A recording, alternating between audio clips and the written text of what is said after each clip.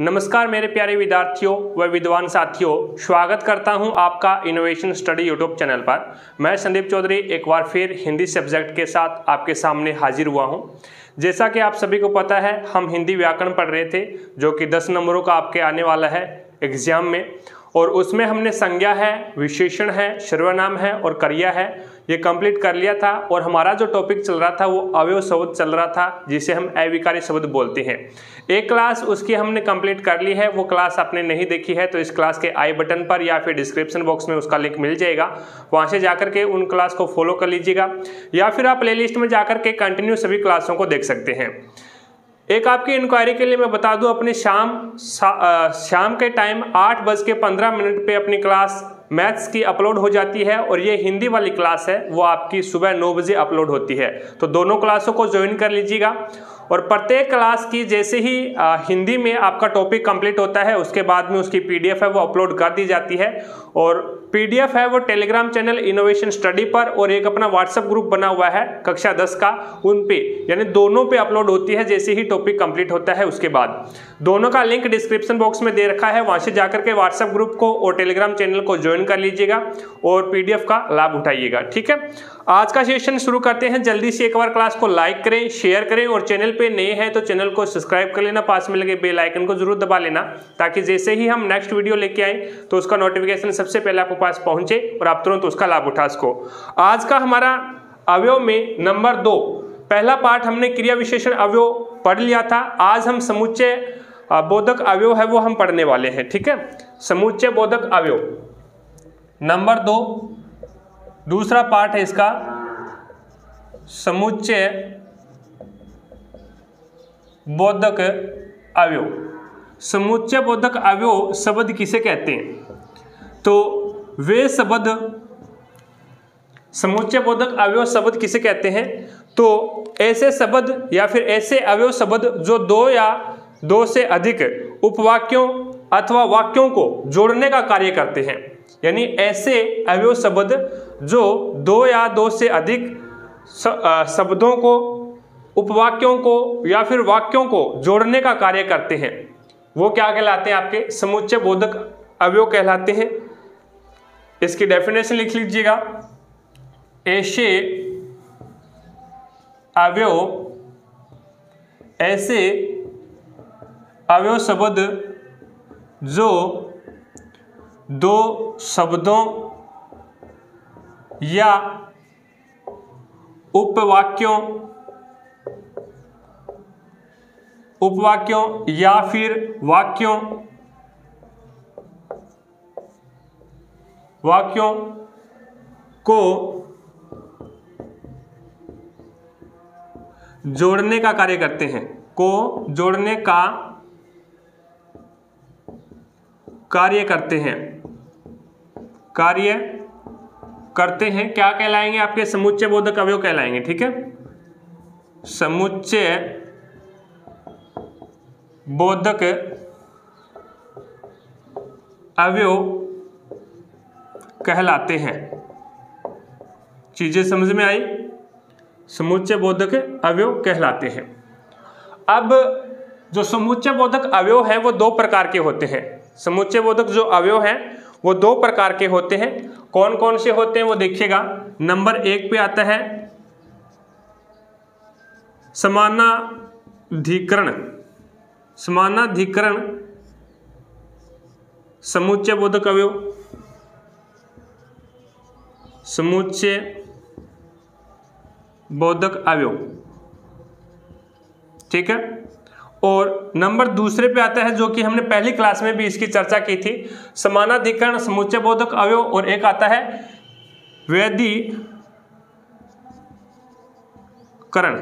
वैधीकरण समुच्चय बोधक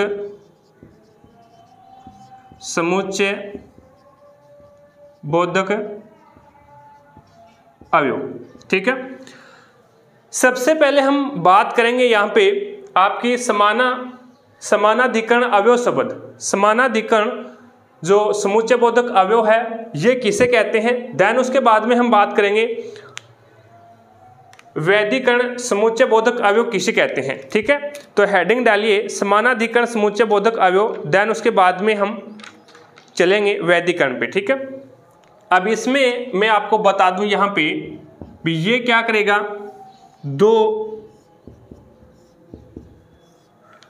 दो समान वाक्यों को, दो या दो से अधिक समान वाक्यों को क्या करेगा, ये ऐड करेगा, जोड़ने का कार्य करेगा। समानाधिकरण समुच्चय बोधक अवयव दो या वे अवयव शब्द, ऐसे लिख लीजिएगा, वे अवयव शब्द जो दो या दो से अधिक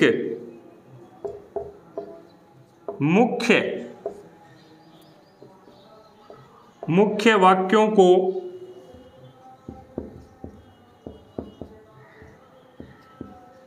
जोड़ने का, मुख्य वाक्यों को जोड़ने का कार्य करते हैं, जोड़ने का कार्य करते हैं, क्या कहलाएंगे आपके समानाधिकरण समुच्चय बोधक अवयव कहलाएंगे। और वैधिकरण समुच्चय बोधक अवयव क्या होंगे, तो वैधिकरण समुच्चय बोधक अवयव वे अवयव शब्द होंगे, वे अवयव शब्द होंगे, वे अवयव शब्द जो मुख्य वाक्य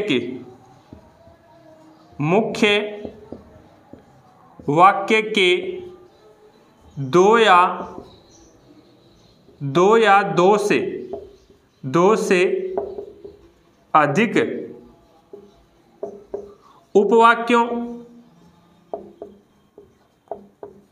उपवाक्यों या फिर हम उपवाक्यों की जगह मिश्रित वाक्य भी, उपवाक्यों की जगह आश्रित वाक्य भी बोल सकते हैं। ठीक है, उपवाक्यों या फिर इसे आश्रित उपवाक्यों को जोड़ने का कार्य करते हैं, क्या कहलाएंगे, आपके वैधिकरण समुच्चय बोधक अवयव कहलाएंगे।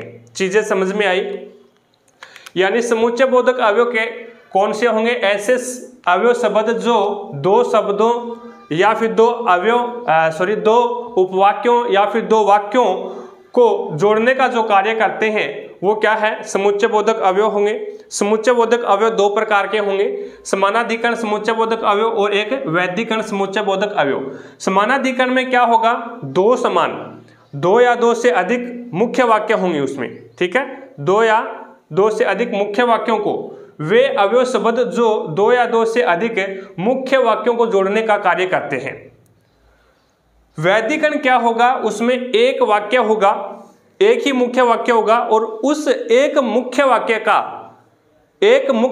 का एक से अधिक जो उपवाक्य होते हैं उसमें उनको जोड़ने का क्या करेगा, कार्य करेगा। वाक्य तो वो क्या होगा, एक ही होगा, लेकिन उसमें जो आश्रित वाक्य होते हैं, जो उपवाक्य होते हैं उसके, वो उनको जोड़ने का जो कार्य करेगा वो क्या कौन करेगा, वैधिकरण समुच्चय बोधक अवयव करेगा। ठीक है, अब यहाँ पे इसका स्क्रीनशॉट लीजिएगा, देन उसके बाद में अपन इसके एग्जाम्पल समझेंगे। हम एग्जाम्पल के द्वारा हमें ज्यादा बेटर समझ में आएगा।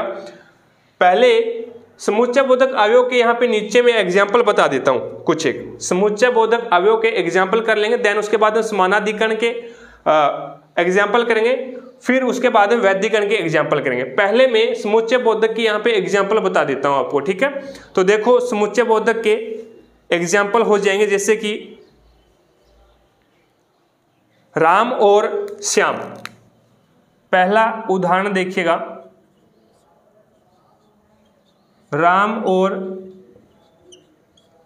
श्याम अच्छे मित्र हैं, अच्छे मित्र हैं। राम और श्याम क्या है, अच्छे मित्र हैं। तो यहाँ पे समुच्चय बोधक अवयव कौन सा हो गया, ये और है ना, ये दोनों को जोड़ने का कार्य कर रहा है। राम और श्याम को दोनों को जोड़ने का कार्य कर रहा है और राम और श्याम क्या है, अच्छे मित्र हैं। तो यहाँ पे समुच्चय बोधक अवयव का कार्य कौन कर रहा है, और। ठीक है, देन उसके बाद में अगला एग्जाम्पल देखिए, पहले पढ़ लो फिर थोड़ा विश्राम कर लेना। पहले पढ़ लो फिर थोड़ा विश्राम कर लेना। पहले पढ़ लो उसके बाद में थोड़ा विश्राम कर लेना। तो यहाँ पे फिर है ना, ये जो फिर है ये क्या है, यहाँ पे समुच्चय बोधक अवयव है, समुच्चय बोधक अवयव का कार्य कर रहा है। यहाँ पे और है, ठीक है। अन्य एग्जाम्पल लीजिएगा, जैसे कि एग्जाम्पल अगला है, जैसे नरेंद्र ने बताया कि उसे आजकल बुखार आ रहा है, या फिर राम ने बताया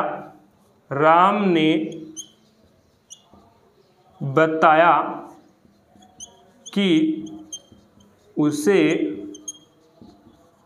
आजकल बुखार आ रहा है। उससे क्या है, आजकल बुखार आता है या फिर आ रहा है। तो यहाँ पे ये जो की है ये क्या है, समुच्चय बोधक अवयव का कार्य कर रही है। ये इतनी चीजें आपको समझ में आई। यानी ये क्या है, राम ने बताया उसे आजकल बुखार आ रहा है, तो इसमें कौन सा है, वैसे समुच्चय बोधक की अगर मैं बात करूं, समुच्चय बोधक में अगर मैं बात करूं तो वैदिकरण समुच्चय बोधक हो जाएगा इसमें, ठीक है। तो ये समुच्चय बोधक के एग्जाम्पल हो जाएंगे। समुच्चय बोधक में दोनों के एग्जाम्पल हम इंक्लूड करते हैं। अब हम बात करेंगे नेक्स्ट पेज पे, वो करेंगे समानाधिकरण समुच्चय बोधक अवयव की। It's okay. तो इसका आप स्क्रीनशॉट लीजिएगा, देन उसके बाद में हम समानाधिकरण समुच्चय बोधक अवयव के एग्जाम्पल समझेंगे। चलिए हेडिंग डालिए, समानाधिकरण समुच्चय बोधक अवयव।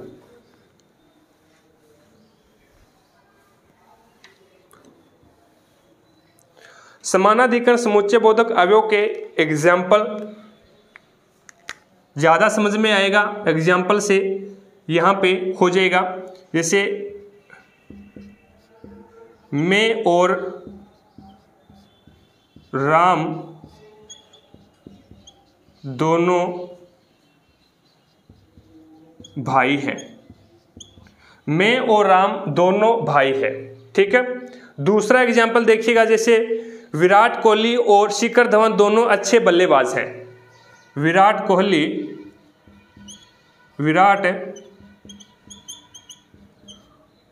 और शिखर धवन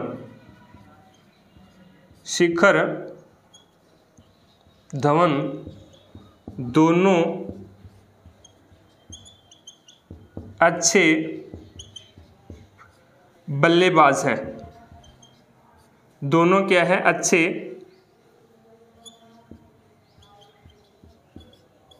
बल्लेबाज हैं। तो इसमें यहाँ पे समानाधिकरण समुच्चय बोधक अवयव इसमें और है, और इसमें भी क्या है, और है, ठीक है। विराट कोहली और शिखर धवन दोनों क्या है, अच्छे बल्लेबाज हैं। मैं और राम दोनों भाई हैं। देन उसके बाद में अगला एक एग्जाम्पल और देखिएगा। अगला एग्जाम्पल हो जाएगा इसका, जैसे कि मैंने उसको समझाने के बहुत प्रयत्न किए किंतु सब बेकार गए। मैंने उसको समझाने के बहुत प्रयत्न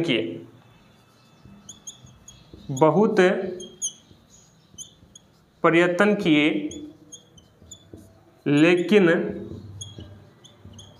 सब बेकार गए। इसमें भी क्या हो जाएगा, आपका समानाधिकरण समुच्चय बोधक अवयव हो जाएगा। मैंने उसको समझाने के बहुत प्रयत्न किए लेकिन सब बेकार गए। अब अगला देखिएगा, जैसे कि न तुम मेरा कुछ बिगाड़ सकोगे और न तुम्हारे घर वाले। न मेरा तुम कुछ बिगाड़ सकोगे और न ही तुम्हारे घर वाले। तो यहाँ पे मैंने उसको समझाने के बहुत प्रयत्न किए, लेकिन ये जो लेकिन आया ना, इसमें क्या है, आपका समानाधिकरण समुच्चय बोधक अवयव हो जाएगा। यहाँ पे लेकिन है, यहाँ पे और है, और यहाँ पे और है। ठीक है। दोनों यहाँ पे ऐसे अवयव शब्द जो दो या दो से अधिक मुख्य वाक्यों को जोड़ने का कार्य करते हैं। ऐसे अवयव पद जो दो या दो से अधिक समान पदों को, समान वाक्यों को जोड़ने का जो कार्य करते हैं, समान शब्दों को, ठीक है, उनको जोड़ने का जो कार्य करते हैं वो क्या होगा? समानाधिकरण समुच्चय। समान का मतलब क्या होता है? समानाधिकरण से नाम से ही पता लग रहा है, अपने को नाम से ही पता लग रहा है दोनों क्या होंगे? समान होंगे। दोनों क्या होंगे? समान होंगे। ठीक है। तो यहाँ पे मैंने उसको समझाने के बहुत प्रयत्न किए लेकिन सब बेकार गए। अब विराट कोहली और शिखर धवन दोनों समान हैं, तभी तो दोनों अच्छे बल्लेबाज हैं, तभी तो क्या है? दोनों अच्छे बल्लेबाज हैं। मैं और राम दोनों भाई हैं, तो दोनों समान होंगे। मैं और राम दोनों क्या है? समान हैं। तो यहाँ पे मैं और है वो क्या है? समानाधिकरण समुच्चय बोधक अवयव का एग्जाम्पल हो जाएगा। चीजें समझ में आई? देन उसके बाद में नेक्स्ट पे चलते हैं, अगला अपना वैदिकरण। अगला जो पार्ट है वो आपका हो जाएगा वैदिकरण समुच्चय बोधक अवयव। उसके एग्जाम्पल अपन पढ़ लेते हैं। हेडिंग डालिए वैदिकरण समुच्चय बोधक अवयव। वैदिकरण में क्या होगा? एक मुख्य वाक्य होगा और उसके उपवाक्य या फिर आश्रित वाक्यों को जोड़ने का जो कार्य किया जाएगा वो वैदिकरण के द्वारा किया जाएगा।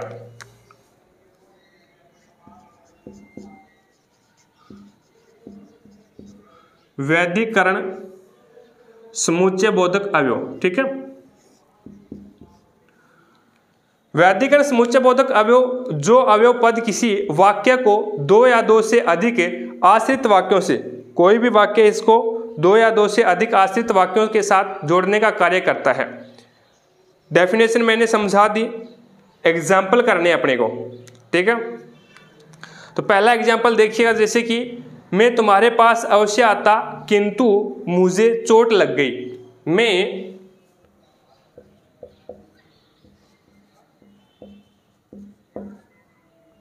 मैं तुम्हारे पास अवश्य आता। मैं तुम्हारे पास अवश्य आता किंतु मुझे चोट लग गई। वाक्य एक ही है। वाक्य क्या है? एक ही है। ये वाक्य किस पे डिपेंड है? ये वाक्य इस पे डिपेंड है। तो ये क्या होगा? ये आश्रित वाक्य हो गया, या फिर हम इसको ये बोल सकते हैं ये उपवाक्य हो गया, मुझे चोट लग गई। ठीक है। मैं तुम्हारे पास अवश्य आता किंतु मुझे चोट लग गई। इस पूरे वाक्य को जोड़ने पर क्या है? सरलार्थ निकलता है। ठीक है। इसका अर्थ पता लगता है पूरे वाक्य को जब हम ऐड करेंगे। लेकिन दोनों को अलग अलग करने पे क्या है? इसका अर्थ नहीं निकलता है। मुझे चोट लग गई, मैं तुम्हारे पास अवश्य आता। तो दोनों को अगर हम मिलाएंगे, वाक्य क्या है? एक मुख्य वाक्य है। इनमें इस पूरे वाक्य को, पूरा मुख्य वाक्य है, इसको ये जो उपवाक्य है या फिर आप आश्रित वाक्य बोल दो, और इसको किसके द्वारा ऐड किया गया है? किंतु के द्वारा ऐड किया गया है। ठीक है। किंतु के द्वारा यहाँ पे ऐड कर दिया, तो किंतु यहाँ पे क्या हो जाएगा? आपका वैदिकरण उपवाक्य हो जाएगा, वैदिकरण समुच्चय बोधक अवयव हो जाएगा। अगला देखो, जैसे कि मैं परीक्षा नहीं दे सकता। मैं परीक्षा नहीं दे सका क्योंकि मैं बीमार था। अगला देखो, मैं परीक्षा नहीं दे सका। मैं परीक्षा नहीं दे सका। मैं परीक्षा नहीं दे सका क्योंकि मैं बीमार था। क्योंकि मैं बीमार था। तो यहाँ पे जो क्योंकि आया है ना, ये जो क्योंकि आया है, ये क्या है? इसका किसका कार्य कर रहा है? वैदिकरण समुच्चय बोधक अवयव का कार्य कर रहा है। ठीक है। वैदिकरण समुच्चय बोधक अवयव के कार्य कर रहे हैं। इतनी चीजें समझ में आई? अगला एग्जाम्पल देखो इसका। अगला एग्जाम्पल हो जाएगा, जैसे कि वह आज विद्यालय नहीं आया क्योंकि वह छत से गिर गया। या फिर अब अब वह घर चला गया ताकि कुछ आराम कर सके। अब वह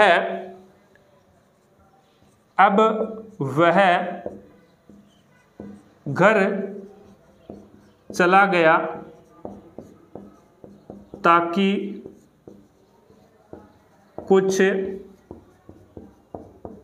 आराम कर सके। ठीक है, अब वह घर चला गया ताकि कुछ आराम कर सके। दोनों वाक्यों को जोड़ने का कार्य कर रहा है। अब वह घर चला गया कुछ आराम कर सके, कोई अर्थ नहीं लिख रहा, कुछ आराम कर सके। अब वह घर चला गया, अब वह घर चला गया ताकि कुछ आराम कर सके। ये एक मुख्य वाक्य है और इस वाक्य को ये आश्रित वाक्य हो गया। ठीक है, ये आश्रित वाक्य या फिर उपवाक्य हो गया और इसको जोड़ने का कार्य कर रहा है इसके साथ कौन, ताकि यहाँ पे कौन कर रहा है, क्योंकि है, और यहाँ पे कौन है, किंतु। ठीक है, ये जोड़ने का कार्य कर रहे हैं तो यहाँ पे क्या हो जाएगा, आपका वैदिकरण समुच्चय बोधक अवयव हो जाएगा। ये अपना समुच्चय बोधक अवयव है वो कंप्लीट हो जाता है। देन हम 3 नंबर पे चलते हैं और 3 नंबर अपना है वो हो जाएगा संबंध बोधक अवयव। संबंध बोधक अवयव पढ़ेंगे, हेडिंग डालिएगा संबंध बोधक अवयव। ठीक है, चीजें समझ में आ रही होगी। अगर कोई भी चीज में आपको कहीं पे भी किसी भी स्लाइड में आपको डाउट है तो मुझे कमेंट सेक्शन में कमेंट जरूर करें, आपकी डाउट को क्लियर किया जाएगा। या फिर आप स्क्रीनशॉट भेजना चाहते हैं तो अपने व्हाट्सएप नंबर है जो कि आपको बोर्ड पे दिखाई दे रहे हैं 9887693449। अब देखो भी नंबर 3 लगाओ संबंध बोधक अवयव। नंबर 3 संबंध बोधक अवयव। संबंध बोधक अवयव क्या होते हैं ये संबंध बताएंगे भी, एक दूसरे में संबंध बताएंगे। तो इसकी डेफिनेशन क्या हो जाएगी, जो ऐसे अवयव शब्द जो संज्ञा या सर्वनाम का वाक्य में किसी दूसरे शब्दों के साथ संबंध स्थापित करे। ऐसे अवयव शब्द जो संज्ञा या सर्वनाम का, ऐसे अवयव शब्द जो संज्ञा या सर्वनाम का वाक्य में प्रयुक्त किसी अन्य से संबंध स्थापित करे या फिर उसके बारे में बताए तो वो क्या होगा, आपका संबंध बोधक अवयव हो जाएगा। तो लिखिएगा ऐसे अवयव शब्द जो संज्ञा या सर्वनाम का वाक्य में दूसरे शब्दों के साथ संबंध स्थापित करे। ऐसे अवयव शब्द जो वाक्य में प्रयुक्त संज्ञा या सर्वनाम का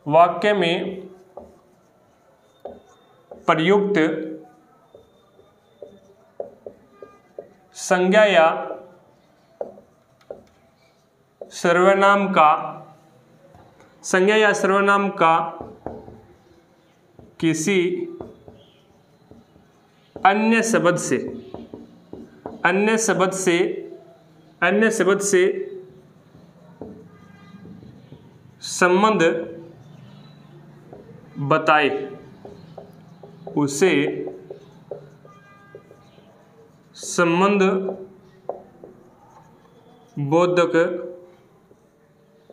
संबंध बोधक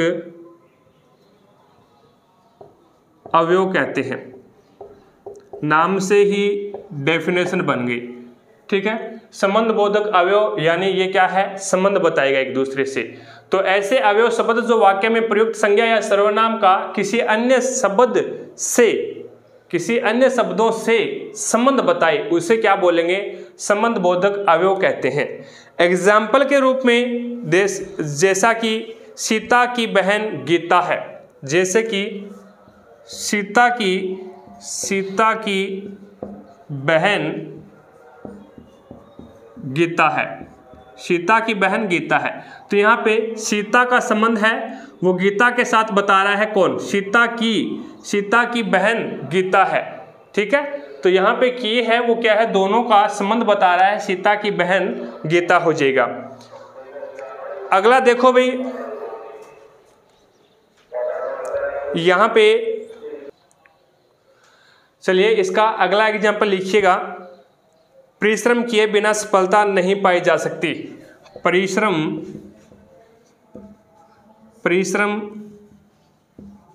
किए बिना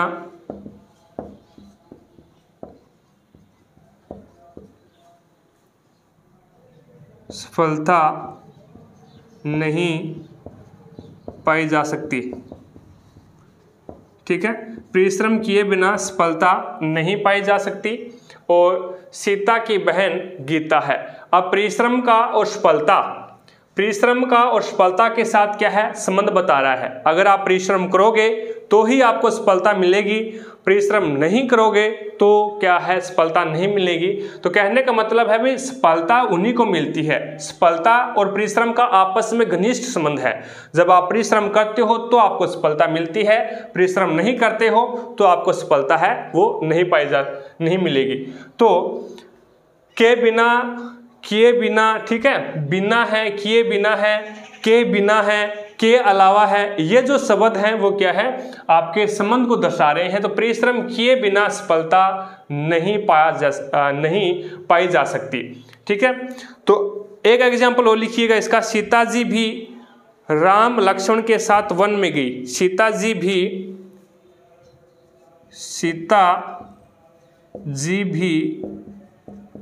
राम लक्ष्मण के साथ वन में गई। तो के साथ आ गया, के साथ है वो सीता जी, राम लक्ष्मण के साथ है वो वन में गई। तो ये आपस में क्या है, रिलेशन बता रहा है, संबंध बता रहा है। के साथ किसके साथ गई है, तो राम और लक्ष्मण के साथ गई है। ठीक है, अब यहाँ पे संबंध बोधक अवयव के कुछ एक ये मान लो पार्ट मान लो या फिर इसके उदाहरण मान लो, जो कि मैं शब्द यहाँ पे लिख देता हूँ। ठीक है, एक बार वीडियो को रोक करके यहाँ पे लिख दूंगा।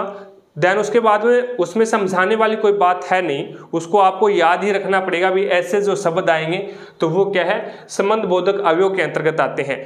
इसी प्रकार से आपका नेक्स्ट जो 4 नंबर है उसमें डेफिनेशन बताने की बात है। देन उसके बाद में उसमें भी वैदिकरण नहीं है।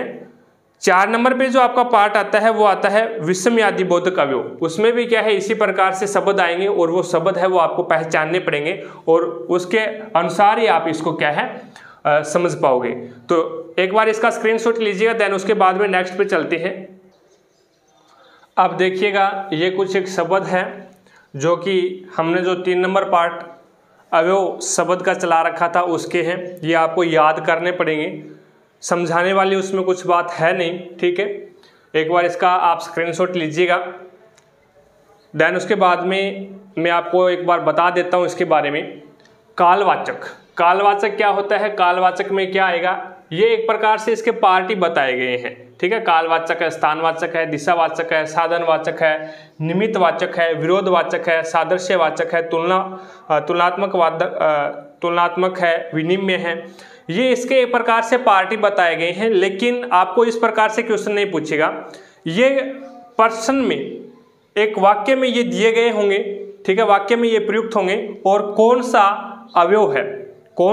अवयव है, तो जहां पे संबंध बताए, चाहे वो स्थान का संबंध बताए या फिर आपस में 2 व्यक्तियों का संबंध बताए। ठीक है, मैंने क्या बोला था, क्रिया संज्ञा या सर्वनाम का किसी अन्य शब्द से संबंध बताए। वे अवयव शब्द जो संज्ञा या सर्वनाम का, संज्ञा में कुछ भी आ सकता है, स्थान भी आ सकता है, व्यक्ति का नाम भी आ सकता है, पशु भी आ सकते हैं, पशुओं का नाम भी आ सकता है, उनका किसी अन्य शब्दों के साथ संबंध बताए, वहां पे संबंधवाचक अवयव होता है। ठीक है, तो स्थान कालवाचक में क्या हो जाएगा, आगे पीछे, पूर्व पश्चात, उपरांत, के बाद, के पश्चात, के उपरांत। एक बार इसको पढ़ लेना। लेकिन अवयव में मेरे हिसाब से 100 में से 99% में आपको बता रहा हूं, अवयव में से क्वेश्चंस नहीं आएगा। अगर अवयव में से कोई भी क्वेश्चंस आएगा तो नॉर्मल क्वेश्चन आएगा, जैसे कि वे धीरे धीरे जा रहे हैं, तो इसमें अवयव शब्द बताइए। तो यहाँ पे आपको पता होना चाहिए भी अवयव कहते किससे हैं। अवयव कितने प्रकार के होते हैं। ठीक है, ये इतना बेसिक नॉलेज आपको पता होना चाहिए अवयव के बारे में। बाकी 4 नंबर का पद भेद से 4 नंबर का क्वेश्चन आएगा, वो आपका यहाँ पे एक तो संज्ञा हो गई, ठीक है, देन उसके बाद में सर्वनाम हो गया, विशेषण हो गया और क्रिया हो गया और अवयव हो गया। इनसे 4 नंबर के क्वेश्चन पूछे जाएंगे। ठीक है, तो स्थानवाचक में पास, पीछे, ऊपर, नीचे, आगे, बाहर, भीतर, समीप के, भीतर के, अंदर, ये स्थान के बारे में बता रहा है। दिशा के बारे में तरफ, और, पार, आसपास, की तरफ, की ओर, के दोनों ओर। देन उसके बाद में साधनवाचक द्वारा, जरिए, हाथ, जवानी, के जरिए, के द्वारा, के हाथ। ठीक है, और निमित्त वाचक में क्या आ जाएगा, खातिर है, बदौलत है, फलस्वरूप है, हेतु है, हित है, वास्ते है, उसके वास्ते, उसके हित में। विरोधवाचक में क्या आ जाएगा, उल्टे, विपरीत, खिलाफ, विरुद्ध, के विपरीत, के प्रतिकूल, यानी विरोध होना एक दूसरे के। सादृश्यवाचक में क्या आ जाएगा, के समान, के तुल्य, के बराबर, के योग्य, के जैसा, समान, तुल्य या फिर भांति। उसके बाद में तुलनात्मक में क्या आ जाएगा, एक दूसरे की तुलना करना, अपेक्षा है, सामने है, बल्कि है, के आगे है, के समक्ष है, की अपेक्षा है। उसके बाद में विनिमय, विनिमय में क्या आ जाएगा, बदले है, सिवा है, अलावा है, अतिरिक्त है, की जगह, के बदले। ये जो शब्द आएंगे वो संबंधवाचक, जो 3 नंबर हमारा चल रहा था उसमें आएंगे। ठीक है, अच्छी प्रकार से स्क्रीनशॉट लीजिएगा। 4 नंबर पे चलता हूं, विषमयादि बोधक। विषमयादि बोधक पे चलते हैं अपन। ठीक है, 4 नंबर पे, और हेडिंग डालिएगा, विषमयादि बोधक अवयव क्या होंगे, किसे कहते हैं, डेफिनेशन में आपको बता देता हूं। और विषमयादि बोधक की मैं 100 में से 101% आपको उसकी पहचान बता दूंगा। ठीक है, अगर वो आए तो आपका आंसर वही होगा, विषमयादि बोधक। इट्स ओके, तो हेडिंग डालिएगा और लिखना शुरू कीजिएगा।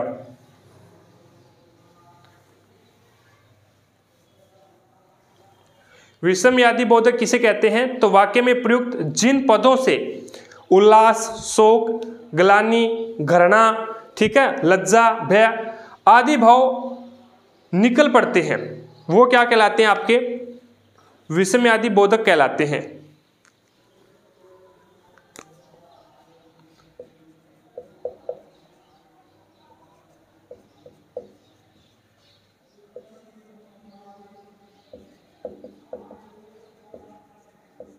बोधक अवयव। इसके अंतर्गत क्या आएगा, वाक्य में प्रयुक्त वे शब्द, वाक्य में प्रयुक्त वे पद या फिर वे शब्द जिनसे उल्लास, शोक, घृणा, ठीक है, घृणा, लज्जा है, भय है आदि का भाव निकल पड़े। वाक्य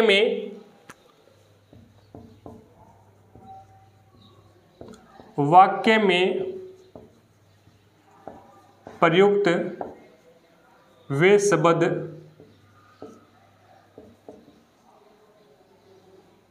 जिनसे उल्लास,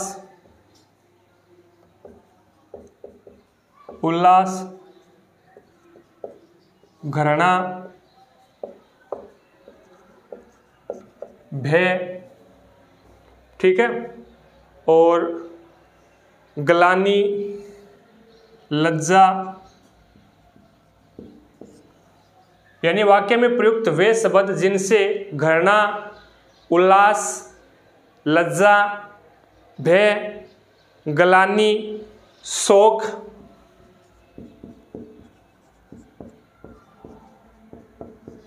ग्लानि आदि का आदि भाव निकल पड़े, आदि भाव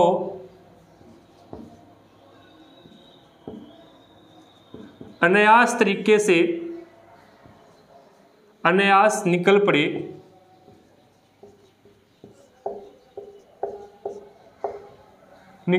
वहां पे क्या होगा आपका विषम यादि बोधक अवयव होगा। ठीक है, बोधक अवयव होगा। जैसा कि मैं यहाँ पे एग्जाम्पल उदाहरण के रूप में लिखूं तो आप यहाँ पे लिखिएगा जैसे ओहो बेचारा कितनी बुरी मौत मारा गया। ओहो ओ है बेचारा कितनी बुरी मौत मारा गया। अब इसमें समझने की कोशिश कीजिएगा। ये जो ओ है आया है, हे राम, ओ है राम राम बचाइए, जो और उसके बाद में कैसा चिन्ह आएगा, उसके बाद में इस प्रकार का चिन्ह आएगा। ठीक है, विषमयादि बोधक अवयव है वो वाक्य के शुरू में लगते हैं। याद रखना, विषमयादि बोधक अवयव वाक्य में स्टार्टिंग में लगते हैं और वाक्य में जैसे ही शब्द प्रयुक्त होगा, शब्द के लास्ट में क्या है, इस प्रकार का चिन्ह होगा, इस प्रकार का चिन्ह प्रयुक्त होगा, तो वहां पे क्या होगा, विषमयादि बोधक अवयव होगा और वाक्य में क्या होगा, उल्लास, एक प्रकार से प्रसन्नता की बात होगी, घृणा की बात होगी, भय की भी बात हो सकती है। ठीक है, लज्जा की भी बात हो सकती है, शोक भी हो सकता है एक प्रकार से, जैसे कि यहाँ पे शोक किया गया है, ओ है बेचारा कितनी बुरी मौत मारा गया। ठीक है, गलानी भी हो सकती है। ठीक है, आदि जो भाव वाक्य में आपको देखने को मिलेंगे। अन्य एग्जाम्पल देखिएगा जैसे कि अरे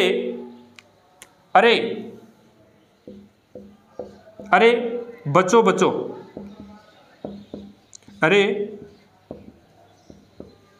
अरे बचो बचो यानी इनसे बचो। अरे बचो बचो, कोई पीछे से अटैक हो रहा है और किसी दूसरे आदमी ने देख लिया, तो जिस पे अटैक हो रहा है उसको बोलेगा अरे बचो बचो। ठीक है, तो यहाँ पे क्या है, ये क्या है, वाक्य के शुरू में प्रयुक्त हुआ है और जैसे ही प्रयुक्त हुआ है उसके बाद में इस प्रकार का साइन आपको देखने को मिलेगा। वहां पे क्या होगा, आपका विषमयादि बोधक अवयव होगा। अन्य एग्जाम्पल देखिएगा जैसे कि शाबाश तुमने प्रथम आकर दिखाई दिया। शाबाश तुमने प्रथम आकर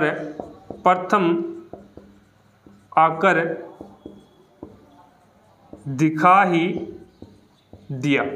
शाबाश तुमने प्रथम आकर दिखाई दिया, तो इसमें क्या है, इसमें उल्लास है, एक प्रकार से प्रसन्नता है इस वाक्य में। ठीक है, तो यहाँ पे भी क्या होगा, आपका विषमयादि बोधक अवयव होगा। अन्य एग्जाम्पल की अगर मैं बात करूं जैसे कि छी छी ऐसी गिरी हरकत की तूने, यहाँ पे देखिएगा छी छी ऐसी गिरी हरकत की तुमने, तो यहाँ पे क्या है, घृणा है, यहाँ पे क्या है, घृणा है, उससे गलानी है एक प्रकार से। छी छी ऐसी गिरी हरकत की तुमने। ठीक है, तो यहाँ पे क्या है, विषमयादि, एक याद रखना, विषमयादि बोधक अवयव वाक्य के शुरू में प्रयुक्त होंगे और जैसे ही वाक्य के शुरू में प्रयुक्त होंगे उसके बाद में क्या होगा, इस प्रकार का साइन होगा, वहां पे क्या होगा, विषमयादि बोधक अवयव ही होगा। 100 में से 101%। चीजें समझ में आई? तो हमने अवयव है वो कंप्लीट कर लिए हैं। अवयव 4 प्रकार के होते हैं, डेफिनेशन मैंने आपको बता दी। It's okay. अवयव के बारे में थोड़ा सा नॉर्मल में याद रखें, कोई दिक्कत नहीं है। थोड़ा सा वैसे ये एक हार्ड टॉपिक माना जाता है अवयव, ठीक है ना। इसके नियम रूल्स हैं वो थोड़े से हार्ड हैं, तो वैसे आसानी से समझ में आने वाला नहीं है। तो इसकी डेफिनेशन के बारे में याद रखें भी, अवयव या फिर अविकारी शब्द हैं वो किसे कहते हैं, कितने प्रकार के होते हैं, ठीक है। नॉर्मल याद रखें, कोई दिक्कत नहीं है। जो क्वेश्चन आएगा वो नॉर्मल से आएगा। PDF है वो आपको इसकी शाम तक मिल जाएगी टेलीग्राम चैनल इनोवेशन स्टडी पे और व्हाट्सएप ग्रुप पे। क्लास कैसी लगी है, अच्छी लगी है तो दिल से लाइक करना दोस्तों, ज़्यादा से ज़्यादा शेयर भी करना अपने दोस्तों के साथ में, ताकि सभी दोस्तों को क्लास का लाभ मिल सके, ठीक है। और चैनल पर अगर आप नए हैं तो चैनल को सब्सक्राइब कर लेना, पास में लगे बेल आइकन को जरूर दबा लेना, ताकि जैसे ही हम नेक्स्ट वीडियो लेके आएँ तो उसका नोटिफिकेशन सबसे पहले आपके पास पहुँचे और आप तुरंत उसका लाभ उठा सको। तो आज की कक्षा में इतना ही। मिलेंगे हम नेक्स्ट क्लास में, तब तक के लिए जय हिंद, जय भारत।